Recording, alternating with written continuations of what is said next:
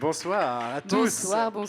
Bonsoir à toutes, bonsoir à tous. Bienvenue dans cette nouvelle aventure audiovisuelle et micro-éditoriale. Tout à fait. Et c'est même aujourd'hui une rentrée micro-littéraire que l'on vous propose. Mais oui, donc dans le cadre du festival L'Ivresse, nous avions envie de répondre à cette invitation sous la forme d'un grand plateau autour de la rentrée micro-éditoriale, comme Pauline vient de le dire. Et donc on vous invite à découvrir tout ce qui se fait de beau dans cet univers magique. Et on va peut-être commencer par se présenter Papier Carbone et les ateliers du tonnerre que vous avez vu s'afficher à l'écran. Papier Carbone, qu'est-ce que c'est, Nicolas ? On ne sait plus trop. Mais c'est en tout cas une série d'événements autour de la micro-édition et de l'image imprimée qui a eu plusieurs formes jusqu'à présent, qui est démarré d'une façon assez classique sous un format de salon pour ensuite devenir une web TV dédiée à la micro-édition et puis pour proposer également des expositions à ce sujet l'été passé. Donc une sorte de plateforme liée à la promotion de la micro-édition et de l'image imprimée basée à Charleroi. Et les ateliers, moi aussi, les ateliers du tonnerre, c'est un atelier coopératif d'auto-édition qui est basé à Bruxelles et qui met à disposition du public, de vous par exemple, tout un tas de machines pour fabriquer des objets imprimés, des images imprimées. Il y a des machines pour imprimer, pour façonner, et il y a même le Paratonnerre, qui est une plateforme de diffusion, la plateforme de diffusion des ateliers du tonnerre, et qui va, pour vous, en festival de partout, en Europe, dans le monde bientôt, pour diffuser vos ouvrages, édités ou non, aux ateliers du tonnerre. Voilà, bon, ça c'est un petit peu pour qui on est. Pour baliser. Et, le programme de ce soir. Qu'est-ce qu'on va faire ce soir, Pauline ? On va voir pas mal de belles choses. Pour commencer, on aura des invités avec nous sur scène.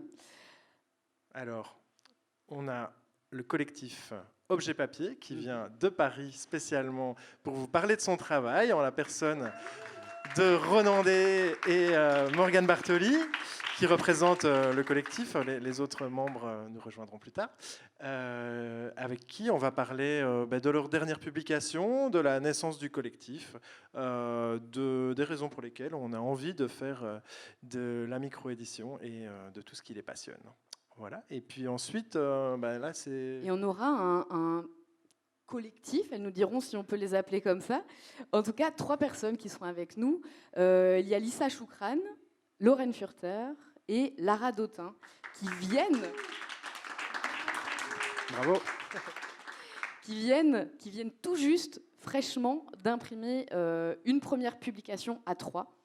Et elles nous en diront un petit peu plus. C'est une publication qui s'intitule « Agrafe et bout de ficelle, une ode aux messie-reliures ».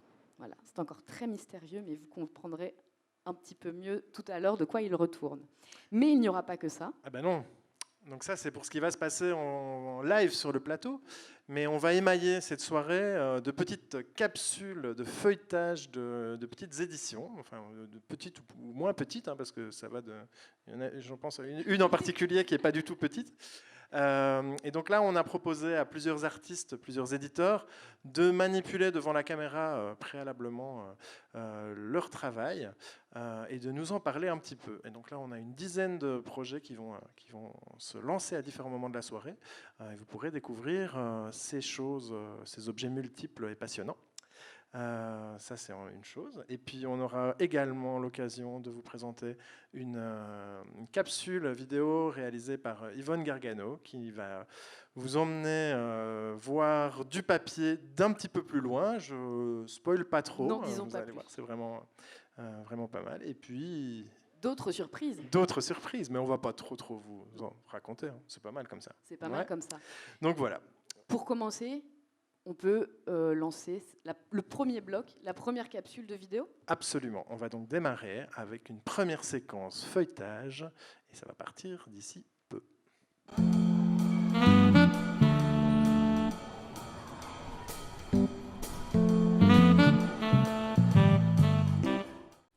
Bonjour, aujourd'hui je vais vous présenter Rasoir, qui est un fanzine qui se range dans une boîte. Alors, quand on l'ouvre, dedans, il y a 15 fanzines. C'est des petits fanzines de format A6. Et c'est dessiné par plein de gens différents à chaque fois qui racontent une courte histoire en 8 pages. Et c'est toujours sur le thème de l'adolescence. Et en fait, dedans, il y a à chaque fois, c'est un format un peu spécial qui se déplie, et il y a à chaque fois un poster secret caché à l'intérieur. Donc celui-là, c'était le premier numéro de Rasoir, qui s'appelle Mièvre et Bébête. Mais il y en a eu plein d'autres, il y a plein de personnes différentes qui ont participé, surtout mes amis et leurs amis.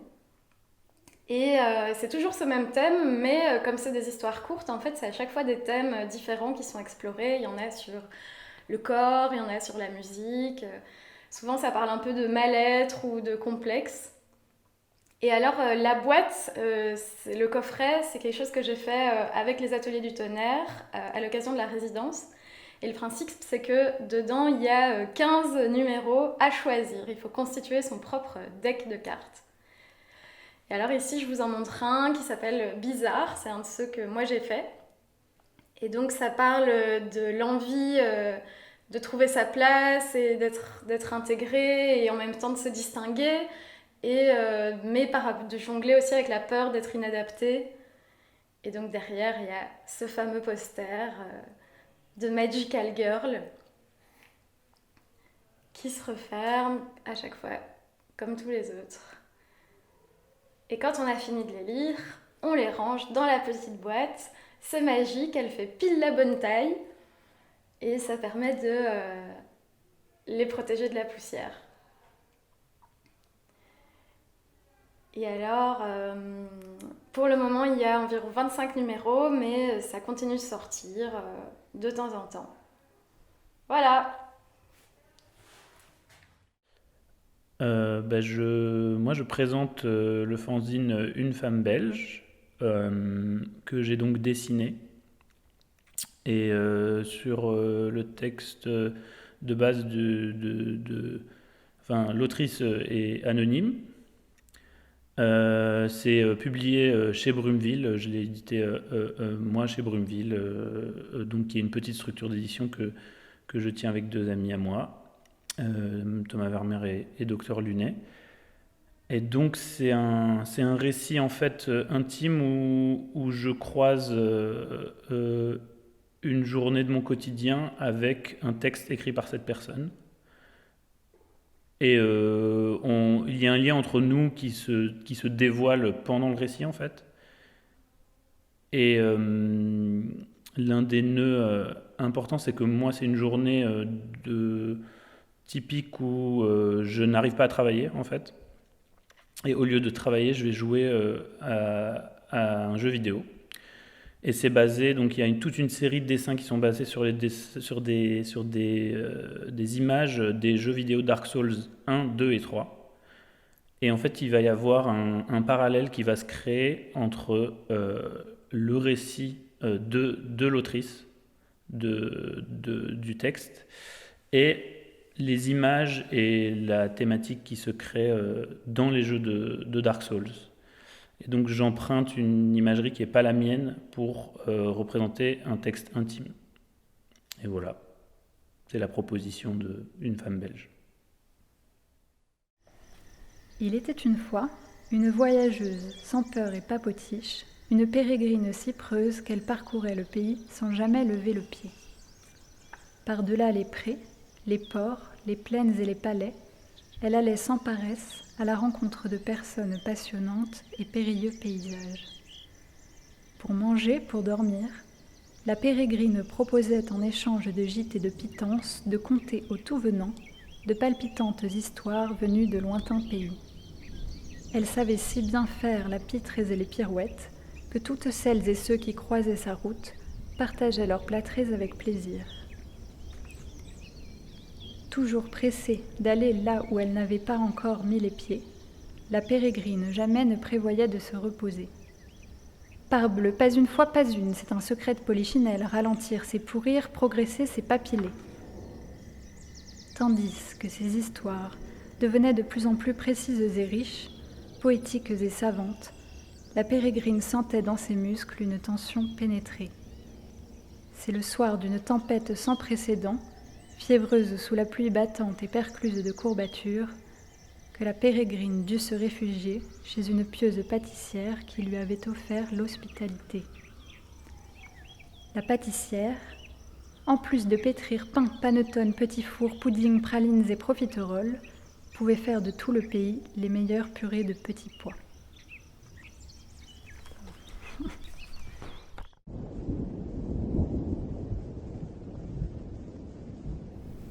Dans Grisou, on se balade dans la ville et j'y pose mes questions.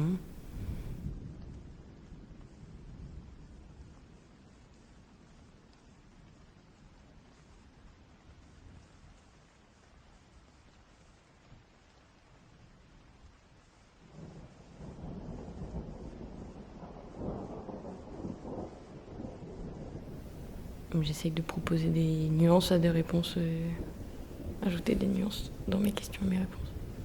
Parce qu'il n'arrête pas de faire gris en Belgique. Depuis toujours que j'y habite, il fait gris. Et il faudrait pas qu'on se mette à penser tout gris aussi. Il faudrait mettre un peu de soleil et d'autres choses.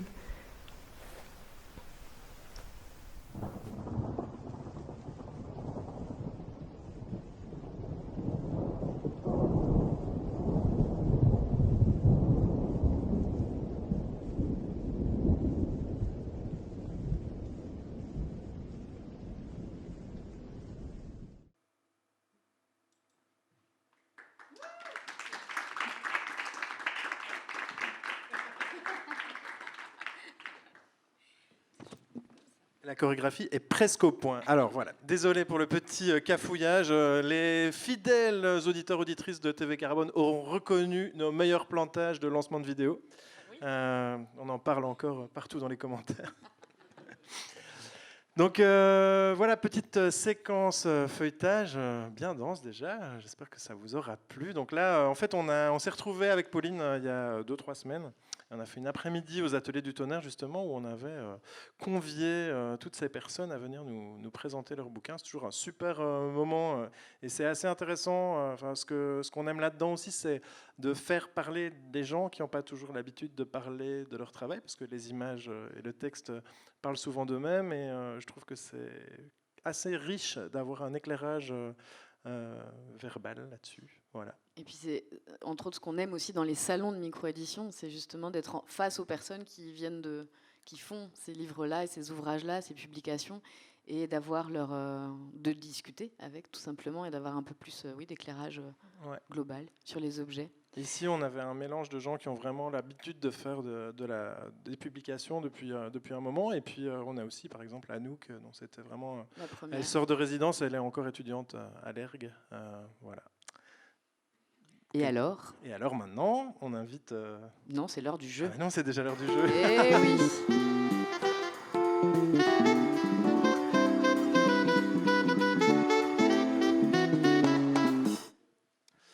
Donc, vous nous connaissez. Pas de soirée sans animation. Et sans cadeau. Et sans cadeau. Pour commencer, est-ce que tout le monde a pris un petit papier en entrant dans la salle à l'entrée? Si ce n'est pas le cas... C'est le moment ou jamais d'aller vous en chercher un. Alors, tout le monde a compris le dispositif. Mais qu'est-ce qu'on gagne ce soir? Qu'est-ce qu'on gagne? Je ne sais pas. On propose ce soir de gagner les publications que vous voyez à l'écran, notamment celles que vous venez de voir. Donc pour ce premier jeu, on vous propose 3 publications à gagner. C'est généreux. Hein. C'est très généreux.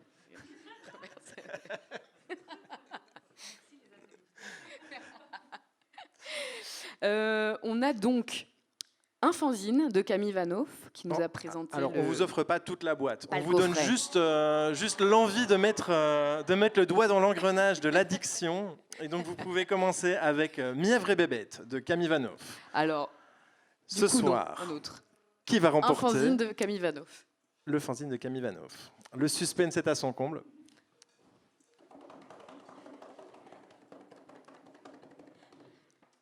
Alors, c'est le numéro 2. qu'on a un numéro 2 dans la salle? Pas de numéro 2. Attention, On repioche. il y en a 50. 44. On Incroyable. va finir par y arriver.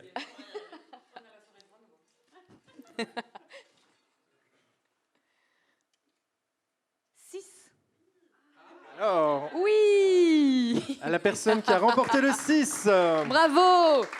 peut venir nous Félicitations, rejoindre. viens ici.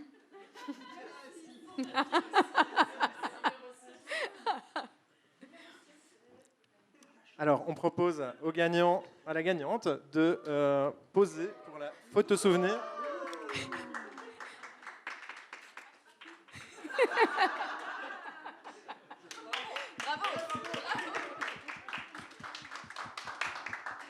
Félicitations. Et donc tous les fanzines gagnables ce soir sont à récupérer à la fin de l'émission dans la librairie, juste en face, de l'autre côté de la rue, avec votre chèque. Alors, deuxième cadeau. Il s'agira du fanzine La Pérégrine par Elise Mumber. et Marine Forestier, c'est un conte, comme vous avez pu entendre le tout début. Et donc on pioche un nouveau numéro. Alors, pendant Corinne, qu'on c'est cherche à le toi. numéro, je vais recharger l'appareil photo pour la photo souvenir. 35. On continue. «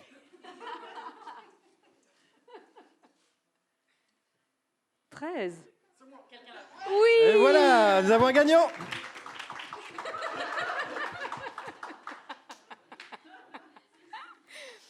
Le chèque, Le le chèque. chèque.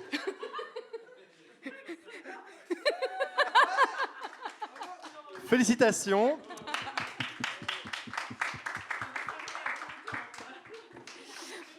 Et notre dernier lot de ce premier jeu, c'est le dernier livre qu'on a vu, le livre d'Anouk Sipos. Qui se nomme Grisou. Tout à fait. Alors, Roulement de tambour. 4. Oui. et voilà. De mieux en mieux.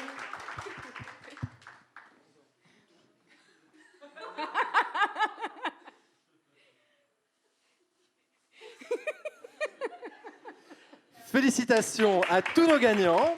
Et nous rappelons évidemment qu'il est absolument possible et conseillé de se procurer toutes ces publications dans la librairie en face, à l'exception de l'un ou l'autre, comme par exemple celui d'Anis, qui est déjà pré-épuisé. Mais qui reviendra plus tard, peut-être.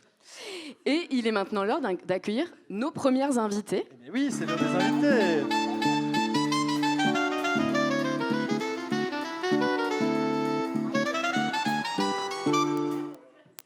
Venez, venez. Enlevez les confettis.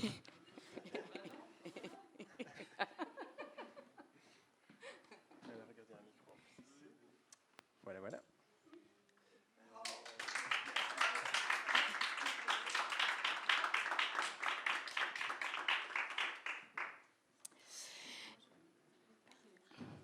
Carrément. Très bien. Oui, tout à fait. Bienvenue.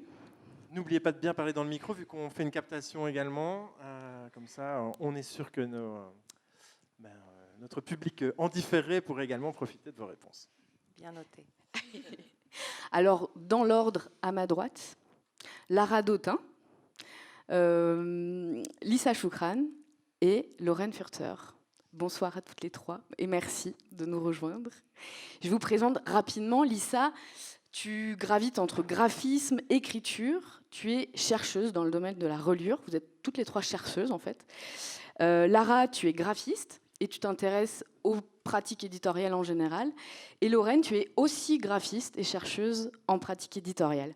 Et c'est justement sur cette pratique de recherche, de chercheuse, que vous êtes là ce soir. C'est pour nous présenter cet ouvrage. Je crois que je vais juste faire un petit truc pas très gracieux. Mais voilà. Comme ça. Oui, très bien, très bien. Et donc ça, Agrafe et bout de ficelle, Ode aux Messie-reliures, c'est un ouvrage que vous venez tout juste, il y a quelques jours presque, de sortir. Je vous propose de le feuilleter avec nous déjà, et puis comme ça on va pouvoir le découvrir, et puis je vous laisse présenter un petit peu cette publication, qui est une publication qui fait des ponts entre des publications féministes des années 70 que vous êtes allé piocher dans des archives et des publications actuelles, contemporaines. Tout à fait, Pauline. Je ne sais pas si je commence un petit peu à déballer, enfin j'ai déjà commencé à déballer un peu l'édition. Donc en effet, c'est une édition qui, je pense qu'un des trucs les plus importants, vu qu'on vient d'arriver au bout du processus de fabrication de cet objet, c'est que, comme la plupart des objets éditoriaux, je suppose, mais en tout cas celui-là particulièrement, c'est un objet qui a beaucoup évolué. Donc à la base, je pense qu'avec Lisa, on s'était dit « Ah tiens, on va faire ce truc qui va nous durer peut-être à peu près 2 semaines. » Et finalement, évidemment, 6 mois après, on était encore en train de faire une X millionième relecture et changer encore la forme pour la 10e fois. Et du coup, ça, je crois que c'est assez important. Et le titre indique aussi un peu ça, parce qu'on a après aussi beaucoup d'hésitation sur la question du titre. On a décidé de parler de Messie-reliure et aussi de mettre en avant, mais ça on vous en parlera un peu plus en détail, des choses comme les agrafes et des bouts de ficelle. Mais la question de Messie, ce terme qui finalement se retrouve sur la couverture, il est à la fois, il définit les publications dont on parle, mais il définit aussi pas mal le processus de travail. Et c'est un terme d'ailleurs qui vient en fait d'un texte assez important dans l'histoire du graphisme et surtout dans une perspective féministe sur le graphisme. C'est une autrice qui s'appelle Martha Scott Ford qui a écrit un texte qui s'appelle Messy History versus Neat History. C'est assez difficile de traduire en fait en français, parce qu'on pourrait dire comme une histoire un peu bordélique. Messy, c'est un peu bordélique, désordonné, peut-être désordonné. J'aime assez bien en fait désordre. Vous avez un autre chaotique. Ouais. Hein, c'était pas mal ça aussi. Et du coup, ça parle en fait de toutes les pratiques qui sortent un peu des normes des pratiques souvent, graphistes, solo, qui travaillent avec l'image qu'on a un peu du graphiste prototypique. Et en fait, nous, on s'est intéressé à des choses dont on parle très peu, qui souvent sont un peu oubliées, ou parfois qu'on regarde un peu vite, quoi. Et la plupart du temps, du coup, vu qu'elles sortent un peu du cadre, on doit aussi trouver des manières de travailler avec de manière un peu souple et parfois un peu chaotique. Et alors, la source de cette publication, ce sont des archives de publications féministes diverses et variées que vous avez pu consulter. Comment ça s'est passé et puis pourquoi vous avez choisi de puiser dans cette banque d'archives ? Donc c'est surtout pour les publications plus anciennes, donc des années 70, et voilà. Ça vient surtout de l'archive Rosa, qui est une archive à Bruxelles féministe et une bibliothèque surtout néerlandophone, mais il y a aussi beaucoup d'archives francophones de publications féministes. Et donc le point de départ, ça a surtout été cette banque d'archives-là, où il y a des tas de magnifiques publications qui s'entassent un peu dans les cartons, qui prennent la poussière et qu'on a voulu mettre en avant et mettre sur le devant de la scène. Et c'était quoi comme type de publication ? Est-ce que c'était déjà des revues, des choses très construites, ou est-ce qu'il y avait aussi des flyers ? Quelle forme elles pouvaient prendre, toutes ces publications-là ?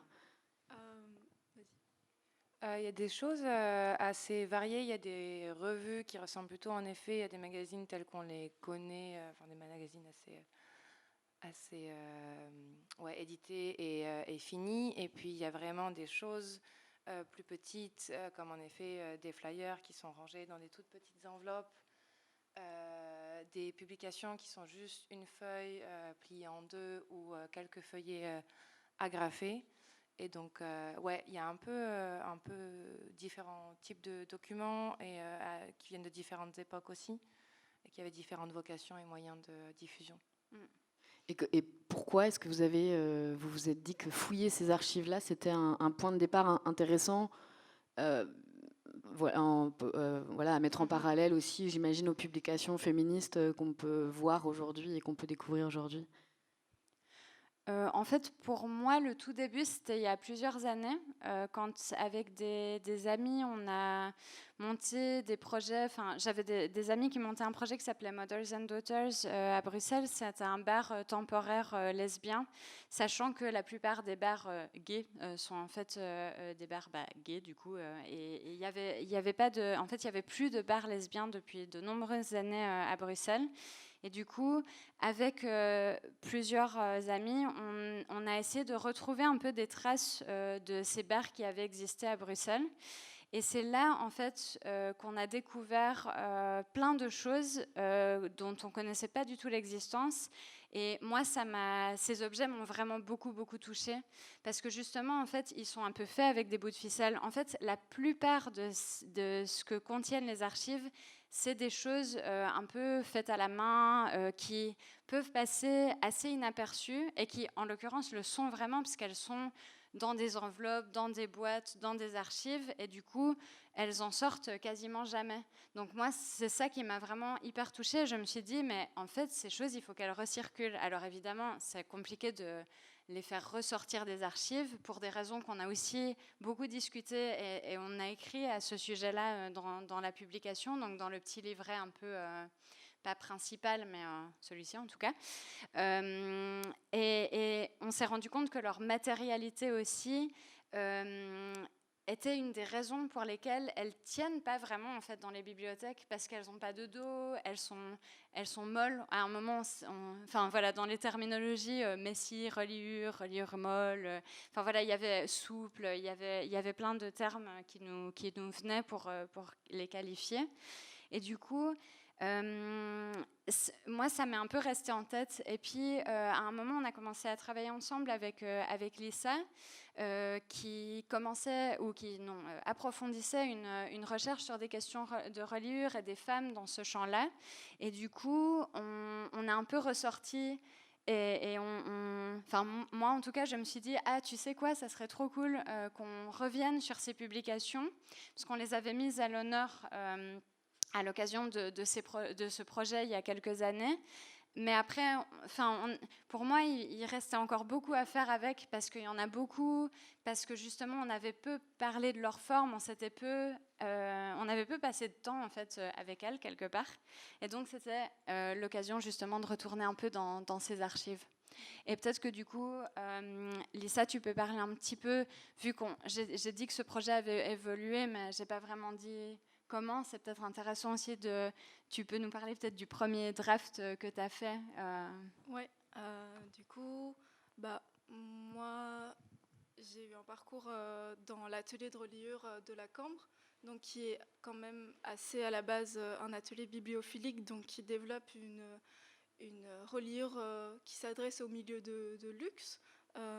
En tout cas, pour la formation de base, maintenant, elle évolue et l'atelier s'ouvre davantage avec des questions sur les pratiques éditoriales de façon plus large. Mais donc, ça m'intéressait peut-être qu'on se penche sur des reliures qu'on considère comme pas des reliures, des agrafes, des colsons, juste le travail du pli. Et au tout début, on avait envie de parler de ça en contraste avec ce milieu bibliophilique. Et au final, on a totalement relayé ces questionnements au second plan de la bibliophilie pour se pencher sur la matérialité de ces objets qui nous plaisait beaucoup plus de mettre en avant. Et donc voilà, on a fait une sélection de publications dans les archives qu'on a mis en parallèle avec des publications contemporaines en comparant leur matérialité et en les mettant à l'honneur. Et alors, vous avez choisi de faire tout vous-même. Ça, c'est aussi un parti pris qui est intéressant, parce que vous auriez pu faire vos fichiers, en tant que graphiste toutes les trois, faire vos fichiers, les envoyer chez un imprimeur et recevoir vos ouvrages. pourquoi avoir choisi la voie du do-it-yourself et pourquoi et qu'est-ce que, en quoi ça vous semble intéressant et important de faire vous-même? Je peux donner une partie d'éléments de réponse, je pense que vous pouvez compléter, et on en parlait juste avant de venir. En fait, c'est un travail qui est quand même, qui prend énormément de temps et de minutie. Et c'est vrai qu'en fait, ce contenu qui était hyper précieux et qui a été un peu développé et puis amélioré, réécrit, étendu pendant des semaines à la base par Lorraine et Lisa, et puis moi je les ai rejoints un peu plus tard dans le projet. Il y a vraiment une relation de soins qui se développe, un peu de care avec ce contenu-là. Et en fait, c'est quelque chose qui était, je pense, important pour nous de pouvoir finaliser l'objet jusqu'au bout. Et puis jusque dans les derniers détails, vraiment lui apporter tout le soin et tout l'amour qu'on avait envie de lui donner, et puis qu'on avait envie de donner aussi aux personnes qui vont le recevoir, parce que c'est vraiment des contenus qui le méritent, je pense. Et d'ailleurs, il y a plusieurs facsimilés dans l'ouvrage. Je vais vous laisser définir facsimilé pour que tout le monde soit bien... pour que tout le monde comprenne bien, mais le fait de proposer ces facsimilés-là, c'était aussi pour, j'imagine, rendre visible à nouveau ces archives qui sont dans des cartons et qui sont difficilement accessibles en fait autrement à nos yeux. Ouais, totalement. Le facsimilé, en fait, c'est une reproduction, quoi. C'est un faux, mais qui reste assez proche de l'original. Ce qui était, en fait, pour nous, ce qui était très important aussi, c'est qu'on ne soit pas que en train de, je sais pas, théoriser ou de faire l'histoire de manière que par l'écrit, en fait. Donc, on a commencé par écrire, puis on s'est déjà posé plein de questions à ce niveau-là, puis après est venue la question des images. Et alors, bon, on en avait beaucoup, et on était là comme, comment on va faire pour montrer aussi tous les aspects, quoi, des aspects microscopiques, des aspects plus généraux de la publication. Et en fait, le facsimilé, moi, c'est quelque chose que j'utilise beaucoup, que j'adore pour plein de raisons. D'abord parce que ça fait vraiment recirculer les choses. Donc, il y a plus ce côté un peu l'original. Dans les archives comme Rosa, on peut y entrer et c'est vraiment très très freestyle, donc c'est très cool à ce niveau-là. Il n'y a pas besoin de mettre des gants et des choses comme ça, mais malgré tout, il y a un peu le côté alors qu'avec un facsimilé, on espère que c'est un peu, qu'on peut le montrer à des potes. Tout à l'heure, on les avait au milieu de la table quand on mangeait. On s'est pas dit, oh mon Dieu, s'il y a une miette de fromage qui tombe dessus, qu'est-ce qui se passe? Et donc, moi, j'aime bien ce côté-là. Et puis, j'aime bien aussi le fait que ça permet au document de parler par lui-même et de pas que imposer un espèce de discours sur la chose. Et donc, ça permet aussi aux personnes qui sont en train de découvrir ces documents, de lire en fait ce qu'il y a dedans. Donc par exemple, ça c'est un des facsimilés qu'on a fait, c'est une des pages d'une de ces éditions, Bécassine en lutte. Elles ont toujours des titres très très fun. Et en fait, ce qui est super, parce que, bon, voilà, par exemple, ça c'est la petite carte qui représente l'édition. Mais vu qu'on l'a imprimé en réseau, nous-mêmes, un peu en mode quand même amatrice, même totalement, c'est très très assumé. On en a fait un petit descriptif, mais bon voilà, ça montre pas tous les détails. Et ce qui est vraiment frappant en fait, quand on regarde ici, c'est qu'il y a vraiment des espèces de, je sais pas, des interventions manuelles, comme si c'était une version encore en cours d'editing, quoi. Désolée si je tremble, j'essaye de à la fois me tenir moi-même et de tenir le truc et de tenir le micro et de parler en même temps. Donc voilà, je sais pas, pour moi, il y a un truc qui nous rapproche en fait des objets, et je trouve que c'est une technique assez chouette en fait, et ça permet un peu de gérer ce truc de zoom et dézoom, voilà. Ce qui est gai aussi, je trouve, c'est qu'on voit du coup vraiment des morceaux de contenu de l'intérieur, parce qu'il y a beaucoup de livres sur le fanzine où on voit que des couvertures, où on peut pas lire un article en fait qui est dedans. Ouais. Et c'est super important parce que Ouais, ça permet de voir le ton, comment les personnes elles se présentent elles-mêmes. Alors bon, on a dû un peu parce que sinon le truc aurait fait, enfin parce que si on avait vraiment suivi nos désirs, on aurait mis des facsimilés de tout dedans mais donc on a fait une sélection et en même temps, je pense que c'est aussi une promesse ou des pistes à suivre pour le futur et pour faire d'autres, pour réactiver encore ces objets. En tout cas, moi, je le vois toujours comme ça. Je me dis, trop chouette, est-ce qu'il y a quelqu'un qui va découvrir une des publications, qui va tomber un peu amoureuse, comme moi, je suis tombée un peu amoureuse de certains de ces objets.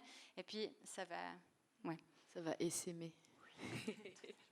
Et alors, on apprend en lisant le petit fascicule qui est devant toi qu'il y a de nombreuses publications dans les années 70 qui étaient faites, qui étaient réalisées, pensées, produites en non-mixité.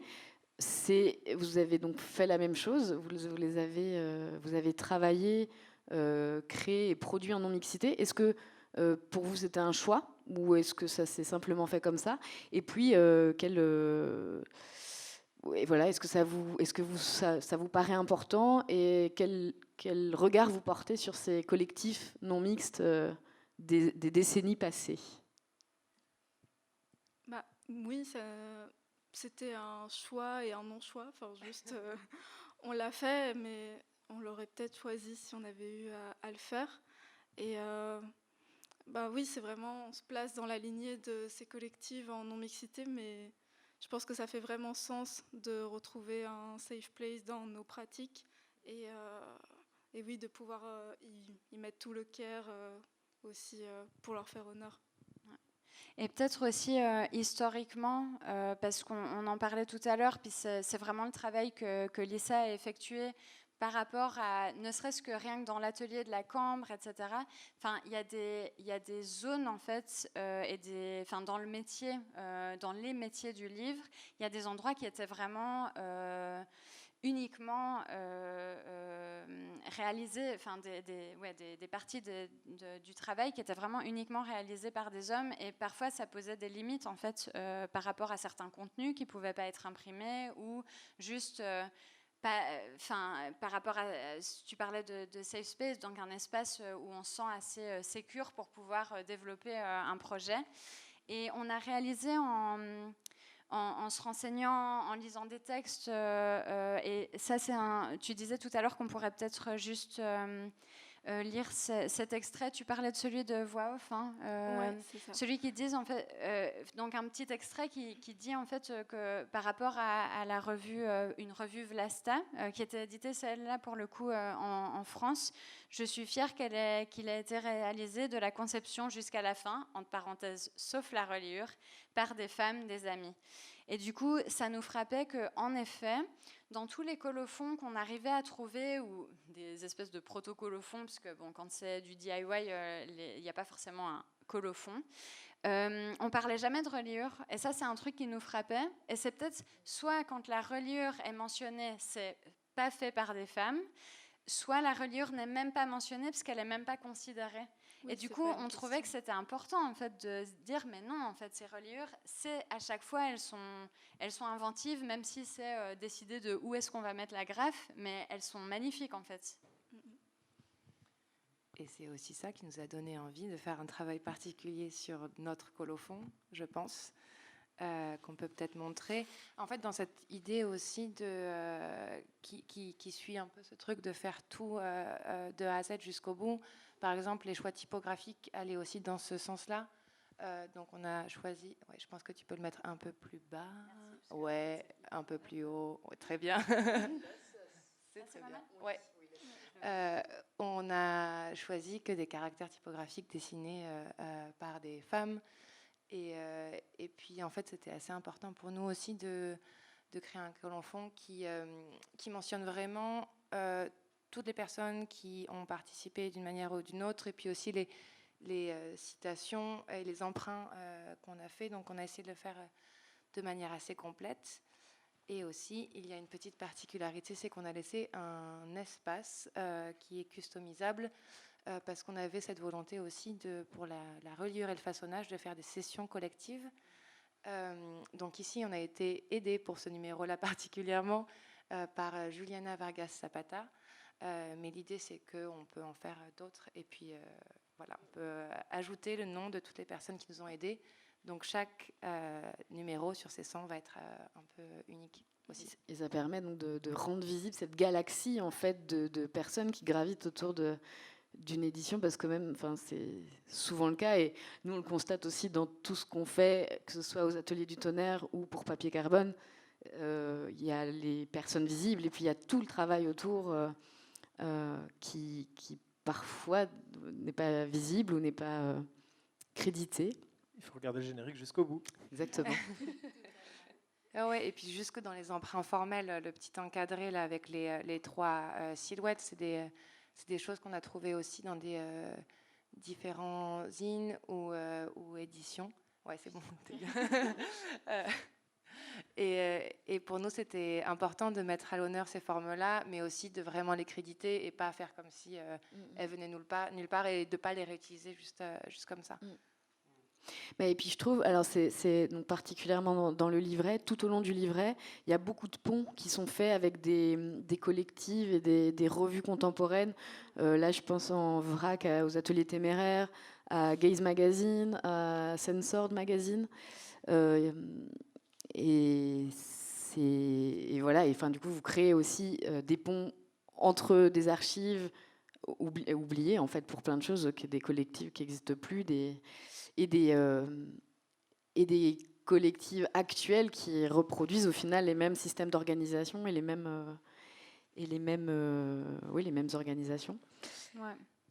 Ouais, je pense que ça, c'est aussi hyper important. C'est que parfois, mais un peu, je pense que c'est parce que le archive, ça fait un peu vieux truc poussiéreux ou truc d'expert ou je sais pas, quelque chose qu'on peut pas trop toucher.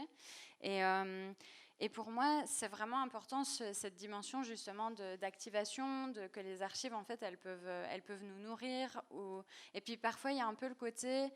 Surtout quand on bosse sur des questions féministes, en fait, il y a un peu le côté d'avoir l'impression qu'on réinvente la roue.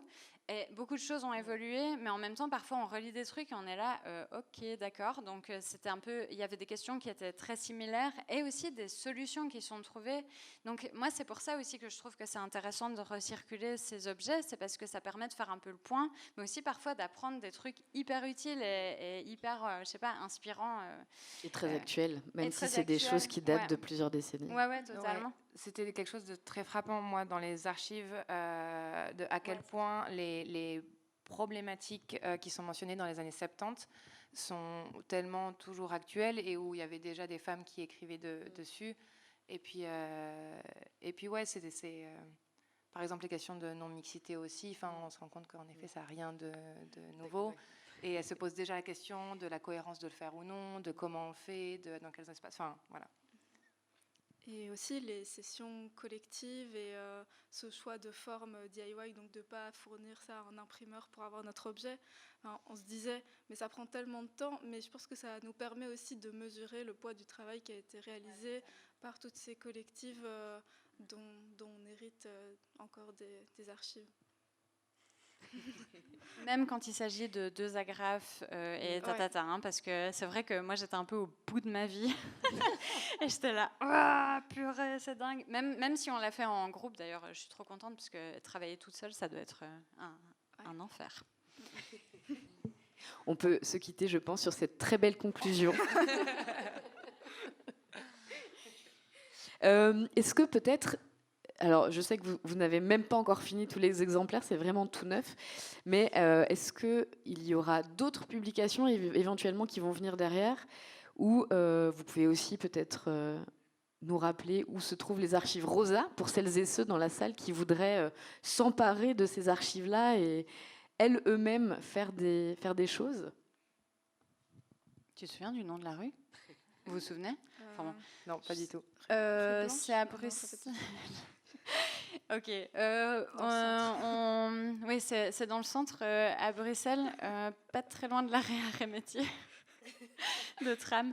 Non, mais c'est très accessible et c'est vrai que en fait tout ça, ça donne super envie. Donc bien sûr qu'il y aura d'autres éditions, je pense. Après, à voir, sous quelle forme, d'où ça vient. De la recherche potentielle. Ouais. Oui, parce que les salles continuent une trajectoire de recherche.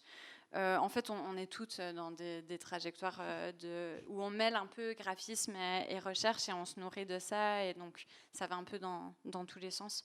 Du coup, oui. Après, c'est clair que ça demande en effet beaucoup de temps.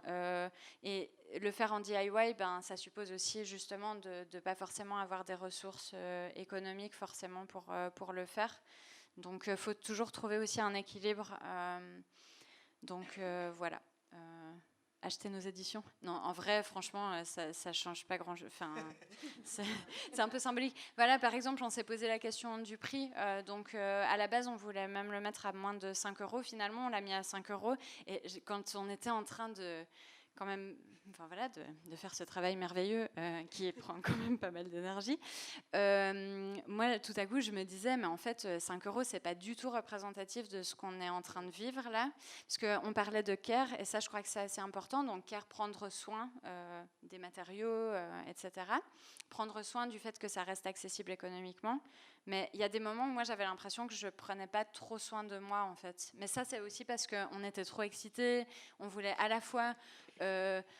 corriger ça et ajouter ce facsimilé, et en même temps on voulait être prête pour l'invitation que vous nous aviez faite. Donc voilà, bref, donc c'est un peu trouver un équilibre comme ça entre tout ça qui est important. Je crois qu'encore une fois, et après on arrête, mais c'est quelque chose qui a aussi rien de nouveau, parce que c'est quelque chose qui est très très visible dans certaines des publications qu'on a vues dans les archives, où il y a ces fameux protocoles au fond ou ours qui disent qu'en fait c'est que des femmes qui en général sont même pas formées spécialement pour ça et qui en fait le font sur leur temps libre. Et puis il y a aussi l'exemple de l'imprimerie Wouf, qui était une imprimerie uniquement féminine et féministe à Paris, et où en fait elles parlent de leur travail et elles étaient complètement débordées. Je pense qu'il n'y avait pas beaucoup de care pour elles-mêmes, de self-care. Parce qu'elles étaient tellement portées par ce qu'elles font. Alors, c'est important de prendre soin de soi aussi, mais je crois que c'est des choses qui sont en général pas très valorisées, et donc c'est vrai qu'il faut un peu les faire comme ça, en do it yourself, en un peu sur le côté, en un peu... On rebondit sur la discussion d'hier, l'axe liberté, auto-exploitation. Exactement. Exactement. Et c'est toujours la difficulté de travailler à plusieurs, de travailler en collectif, c'est toujours de trouver l'équilibre qui va à tout le monde et qui fait qu'il y a un fonctionnement global qui fonctionne aussi, quoi. Et nous n'aurons malheureusement pas de réponse à ces questions parce qu'il n'y en a pas réellement finalement. Mais du coup, en tout cas, merci d'organiser ce genre de moment parce que, en fait, je ne crois pas qu'il y a une réponse, mais il y a plein de petites réponses. Ouais. Donc, si on se retrouve et qu'on se dit, ok, ça, par exemple, ça a bien marché, ça a moins bien marché, j'espère quand même qu'on peut apprendre des expériences des différentes personnes qui font de l'auto-édition. Donc, ouais, vraiment, merci beaucoup. Merci à vous. Merci beaucoup. On laisse tout ça en désordre ou On va, oui, tu peux laisser comme ça, et puis on va replier. Est-ce qu'il y a peut-être des questions dans la salle ? Ou des remarques. Ou des remarques, ou des rebondissements ? Non, c'était limpide. Formidable. Eh bien, merci de toute façon. Merci beaucoup. La discussion continue en off après, si vous le désirez.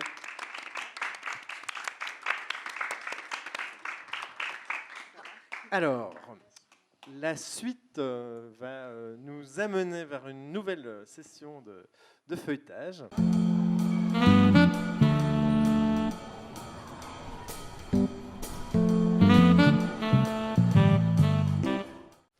Éphéméride, je ne suis pas poète, c'est un petit fanzine un peu bête.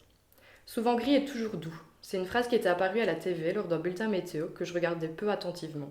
C'était une phrase, enfin un bout de phrase, comme pour résumer les prévisions du jour, vous savez, dans un petit encadré. Souvent gris et toujours doux. C'est beau ça en fait, non ? De ça est née une idée, une envie. Et si je notais tous les jours cette petite phrase qui résume les prévisions météo, Et après, je vois ce que je peux faire. Il y en a peut-être d'autres, des petites phrases sympas comme ça. Donc pendant 2 mois, j'ai noté chaque jour ces phrases, ou bouts de phrases, du bulletin météo du midi et celui du soir. Et après, quand j'ai décidé que j'en avais assez, j'ai écrit éphéméride. En sélectionnant certaines phrases, en les répétant, en jouant avec ce que j'avais récolté, de façon à créer un truc joli, juste un truc joli.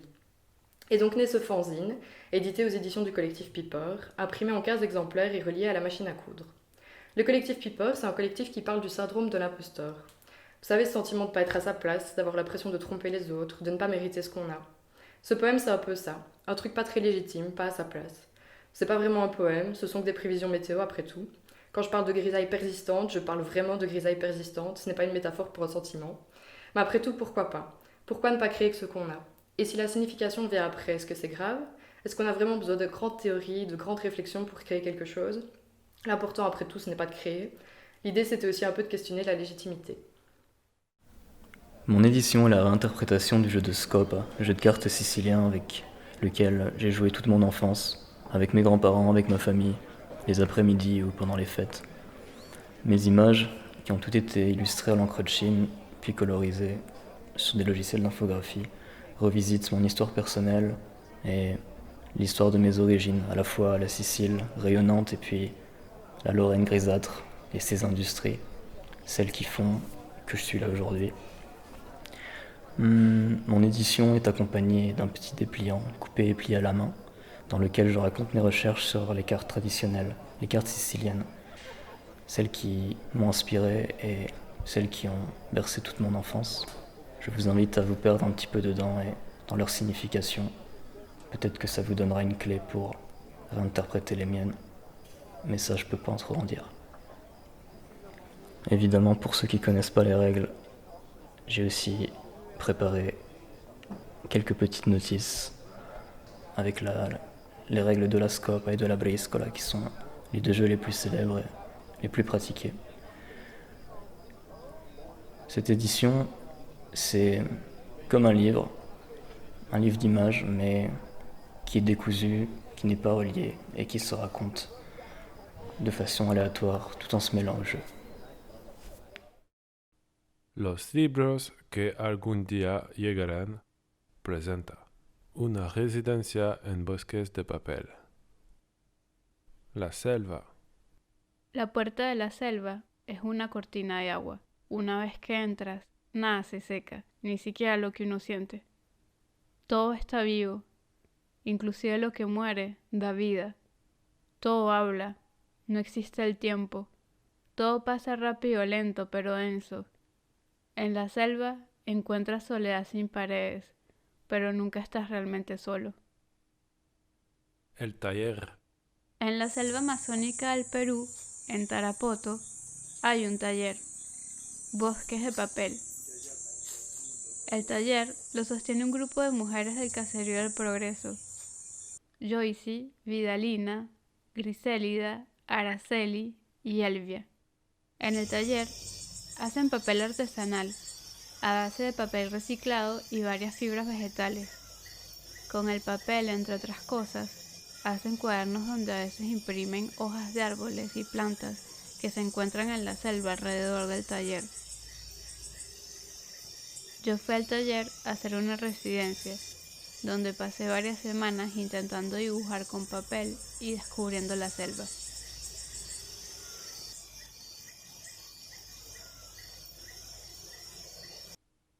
Pulp painting. El pulp painting es una técnica que consiste en dibujar con la pulpa del papel. Hay varias maneras de hacerlo. Yo sobre todo lo hice utilizando moldes de goma eva sobre el tamiz y a veces sumergiendo solo una parte del tamiz. Violeta de genciana. En el taller utilizan la violeta genciana para teñir el papel. La violeta genciana es un pigmento que viene de la flor de genciana. La primera prueba con genciana no toma en cuenta que una vez que la pulpa se seca, el color pierde brillo y se vuelve mucho más clarito. Pero al descubrí que si hacía capas mucho más finas, podía hacer que el dibujo se viera a contraluz. En la segunda prueba con genciana le eché todo el pote. Obtuve un violeta mucho más oscuro, mucho más contrastante.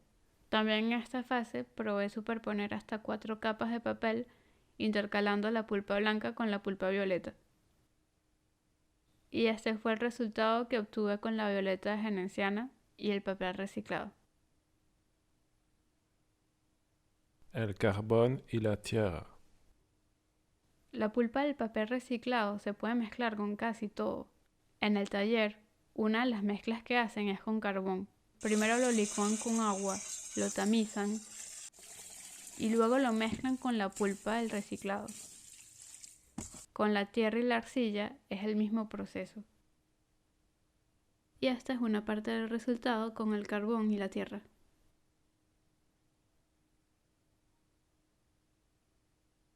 Pulpas de fibra vegetal.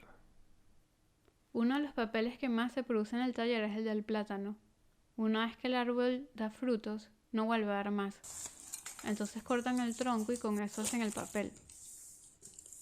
Luego que lo cortan en pedacitos pequeñitos, lo cocinan en una olla gigante con soda cáustica, hasta que solo queda la fibra.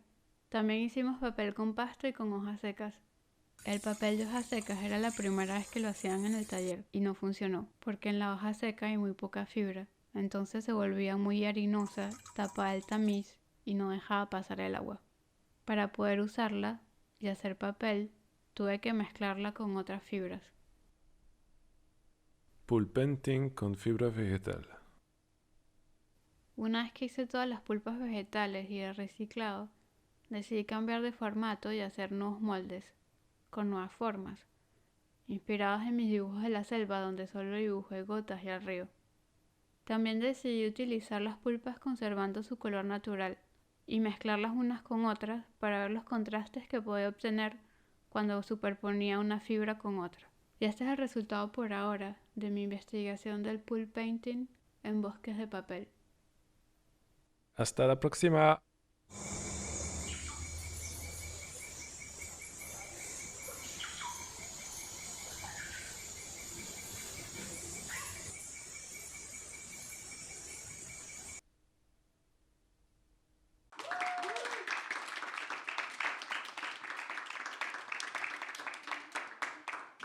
Alors, voilà un petit trio de vidéos qui nous ont emmenés un peu partout. Hein. On a commencé avec Fanny, qui nous fait d'ailleurs le plaisir d'être parmi nous ce soir, avec le collectif Piper.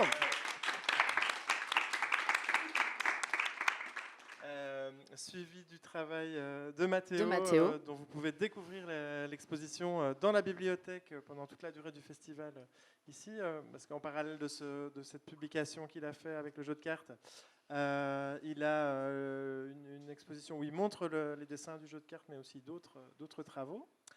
Et puis on a fini avec le retour de résidence. C'était notre petite surprise. Donc une vidéo ici qu'on a commissionnée à Yvonne pour la soirée et qui nous raconte un peu ses aventures au Pérou, dans la jungle. Et ça avait l'air super. Ça avait l'air super. Et Yvonne est là ce soir, donc si vous avez des questions à lui poser, elle est là.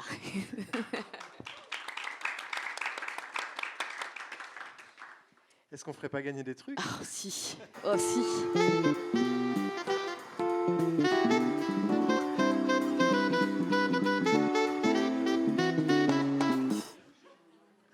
Alors, ayez vos numéros bien en main, bien en tête.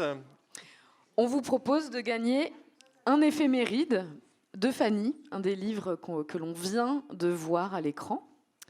Suspense. Alors, Corinne. Premier numéro. 21. Pas de 21. 25. Pas de 25. Dommage qu'il n'y ait pas 50 personnes dans le public. 30. Oui. Et on a un gagnant.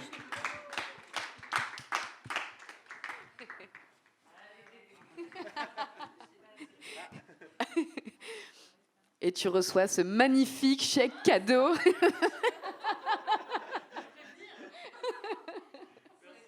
Félicitations. Alors, on a ensuite un exemplaire du jeu de cartes de Mathéo. Ah, attention, il y a des participants de dernière minute.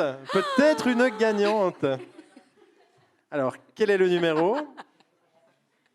49. Le 49. 46. 18. Quel N'hésitez pas à crier suspense. bingo. Hein. 29. 39. 32. Quel suspense. 9. Oui.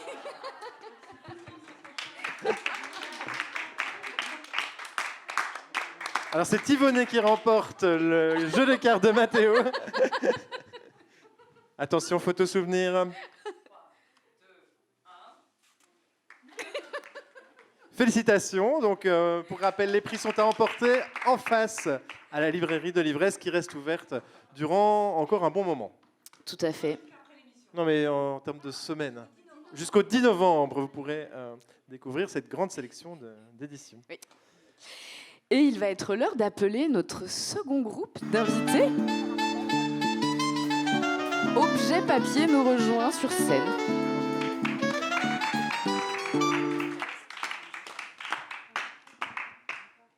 Alors on fait un petit peu de place sur la table, on ressort les autres éditions et on accueille sur scène Ronan. Un heureux gagnant déjà. Un heureux gagnant. En la personne de Ronan Deshaies et Morgane Bartoli du collectif Objet Papier. Juliette Bernachot est dans le public. Elle vient d'arriver, on l'a vue, on la salue bien chaleureusement.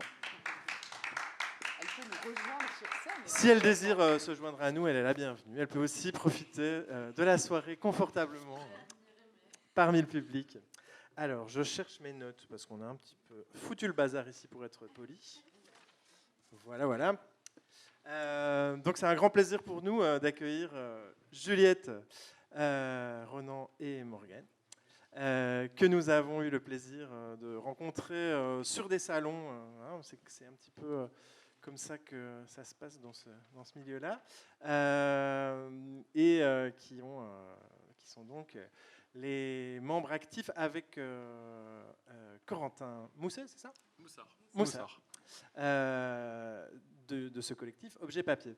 Alors, ma première question vers vous, c'est que Objet Papier se définit non pas comme une maison d'édition, mais plutôt comme un label de micro-édition.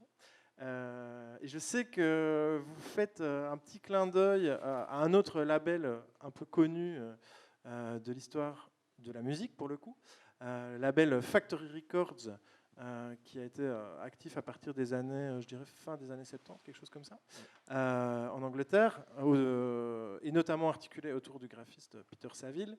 Et je me demandais comment est-ce que vous vous êtes structuré, ou bien pourquoi vous vous définissez comme un label et non pas une maison d'édition, et qu'est-ce que vous avez raconté de ça? C'est vrai qu'on a choisi le mot label au début de la fondation de notre travail parce que on avait un petit peu peur et on était un petit peu effrayé par tout ce que pouvait charrier la notion de maison d'édition, et le monde de la littérature, le monde des maisons d'édition nous paraissait un peu moins proche de notre état d'esprit que les labels de musique, et donc c'est pour ça qu'on a décidé de calquer toute notre organisation sur plutôt un label de musique qu'une maison d'édition, et donc il était logique après coup de s'appeler label plutôt que maison d'édition. Ouais. Il y a aussi un clin d'œil dans votre manière de fonctionner à ce label Factory Records, qui est que chez eux, comme chez vous, chaque chose créée au sein du projet obtient un numéro d'inventaire. Est-ce que c'est pour vous quelque chose d'important d'archiver finalement tous les gestes artistiques que vous avez dans ce cadre-là ? Oui, du coup, on a mis en place un style de nomenclature où on numérote nos éditions qui sont des OP pour Objet Papier. Ouais. Et on a aussi toute une nomenclature qu'on a appelée OPEX, donc Objet Papier Expérimentation, où on archive en fait tout ce qu'on fait, et ça va de la carte de visite au site web, aux événements qu'on fait aussi. Donc ça ça regroupe tout support qui n'est pas forcément imprimé, mais qui est aussi des événements, des objets numériques, parce que du coup, on a un gros lien avec le papier et le numérique, donc ça nous permet aussi d'archiver des choses qu'on ne vend pas et juste où c'est de l'expérimentation en fait, mais de les montrer en tant que telles comme projet. Les considérer finalement comme des créations, des œuvres à part entière, puisque finalement il n'y a pas que les livres qui comptent dans notre travail. Il y a vachement le process en fait qu'on veut mettre aussi en avant. Ça nous permet de faire ça en fait. Je pense que pour illustrer ça, on va demander à Marine si elle veut bien de nous afficher. Là, alors c'est à moi de faire le 2, voilà. Donc on vous propose une petite balade sur le site d'Objet Papier parce que donc dans l'équipe, on a aussi un web designer que vous mettez à bonne contribution, je trouve, parce que toutes les interventions digitales que vous faites sont vachement pensées, toujours assez ludiques, assez rigolotes. Et donc ici, on a un petit peu, vous avez la navigation qui permet de se promener un petit peu dans les objets papier. Et donc là, ici, on voit justement la série de ceux qui sont dans le listing OP, donc Voilà. c'est ceux qui ont été imprimés. Et si on va tout en bas du site, on scroll. Il y a le labo, si tu vas sur le labo. Et du coup, là, on va retrouver ce qu'on appelle les OPEX. Alors, ça arrive directement, donc ça, c'est en train de traverser la frontière. Là, je pense que la page, voilà, elle était coincée à Lille. L'Internet wallon est à son comble. Là, du coup, c'est tous les archives qu'on fait de tout ce qu'on fait. Donc, ça va vraiment de l'affiche aux stories Instagram qu'on a fait pour des projets ou à des conférences ou à des fonds qu'on a dessinés pour des projets. Ça englobe un peu tout ce qu'on fait, quoi. Rassurez-vous, on n'archive pas toutes nos stories Instagram. Ça ferait beaucoup. D'autant qu'on est devenu un peu accro. Donc. Donc, il y a un truc qui me marque aussi dans votre projet, c'est ce nom, objet, papier. On est en 2022, on parle d'Instagram. Et je pense que cette pratique de donner une matérialité aux choses se retrouve dans pas mal de projets de micro-édition, de publication, de fanzine. Et donc je trouvais que c'était... Enfin, même le nom de votre projet en fait, est une sorte de déclaration d'amour à la pâte à papier. Est-ce que c'est pour vous un acte militant en 2022 de donner une physicalité à des objets ? Oui, ce nom, c'est à la fois une déclaration d'amour véritable et sincère au papier, au livre, à l'objet livre, mais c'est aussi un pied de nez à tous ceux qui ont pu nous faire croire que le papier disparaîtrait probablement et que le monde numérique allait le remplacer. Nous-mêmes étant issus d'études et de parcours liés au papier et au numérique, et finalement même au sein de ces écoles, il y avait des professeurs d'imprimerie par exemple qui pensaient que le papier disparaîtrait peut-être. Et aujourd'hui, nous, notre idée, c'était à la fois de lui rendre hommage et de le faire muter. L'objet livre, à notre sens, est un objet finalement pérenne et ultime un petit peu, mais nous on essaye de le transformer et de l'utiliser de manière non orthodoxe et d'essayer de le faire un petit peu évoluer avec la société et tout ce qui nous entoure et tous les outils qu'on a à notre disposition. Oui, il y a ce truc, entre guillemets, dans l'objet livre que le numérique ne pourra jamais avoir, c'est-à-dire qu'il fiche des idées à un instant T. Et le numérique, c'est très compliqué, on le voit dans les archivages numériques, de trouver vraiment l'information qu'on veut. Il y a tellement un flux d'informations, il y a tellement que rien ne se fige et du coup, on ne voit plus rien, alors que l'objet livre, on a des bibliothèques qu'on range. C'est plus palpable et en fait, le terme objet papier dit beaucoup aussi de ça. Oui, on en parlait tantôt, la difficulté de conserver du numérique. On se posait la question mutuellement, avez-vous encore vos archives digitales d'il y a 20 ans ? Pour la plupart, la réponse, on la connaît, c'est non, ou bien c'est des formats qu'on ne sait plus ouvrir, oui, voilà, en plus, ça change tout le temps. Des CD rayés. Non, notre idée, c'est de lier un petit peu les avantages de ces deux univers que sont le numérique et le physique, en l'occurrence le livre et le papier, en essayant de moderniser un petit peu l'objet livre et de le faire muter, comme on disait, au contact de la société numérique, et à la fois de profiter de tous les avantages de pérennité qu'il peut avoir, et de l'autre côté tous les avantages que peut avoir le numérique, comme tous les médiums qu'on peut utiliser. Qui voilà. permet aussi d'avoir La des contenus vitalité. qui... Pardon. Non, vas-y. Qui permet d'avoir des contenus qui sont aussi plus dynamiques que ce qu'on peut avoir avec... Je vous propose peut-être, je me permets de t'interrompre par rapport à ça, mais je pense que ça pourrait être intéressant que vous nous guidiez pour qu'on aille voir la partie consacrée à la performance sur votre site web. Venir en arrière, il n'y a pas de bouton retour. Oui, voilà, en haut. À peu près, encore un peu. On te dira stop. Alors pendant ce temps-là, je le prépare ici. Il est presque. Ici. Voilà. Il faut cliquer dessus. Et là, descendre tout en bas. On est en train Donc là, de ici, le on est refaire. sur la vision catalogue. On peut voir des images de l'intérieur de l'édition qui est ici sur la table, que je vous invite à consulter après également. Mais alors, ce bouquin, il est complété par une petite série de contenus interactifs. C'est ça. Je pense que si tu descends tout en bas, Marine, tu vas pouvoir accéder à la partie interactive. Et c'est là, justement, je trouve qu'il y a vraiment quelque chose d'unique dans la manière de le faire. C'est le lien. C'est le lien qui est au milieu, Body Performance Motor. Voilà. Exactement. Longtemps que j'ai pas regardé, je sais plus à quoi il ressemble. C'est bon, ça fonctionne. Ça performe. Voilà, et ici, moi, alors tout à l'heure, moi, je me suis retrouvé sur le 01-7 match. Tu peux aller là, tu vois, dans la colonne de droite. Ah, il marche plus celui-là? Ah si, justement celui-là, il m'a bien fait rigoler. Donc ici, on est sur une aventure un peu... Donc là, déjà, c'est un projet un peu particulier, dans le sens où vos autres éditions, souvent, c'est soit le travail collectif du collectif, soit le travail de l'un ou l'autre d'entre vous, ou de 2 ou 3 d'entre vous ensemble. Mais ici, là, vous avez fait un appel à l'équipe. Et donc, vous publiez une espèce de revue collaborative. Sur le thème de la performance, donc on a appelé notre cercle d'amis proches avec qui on aime leur travail et on voulait les faire intervenir dans Objet Papier. Et sous le thème performance, on leur a donné carte blanche sur le médium pour qu'ils proposent une contribution qui rentre un peu sous 2 thèmes, soit body, soit moteur. Okay.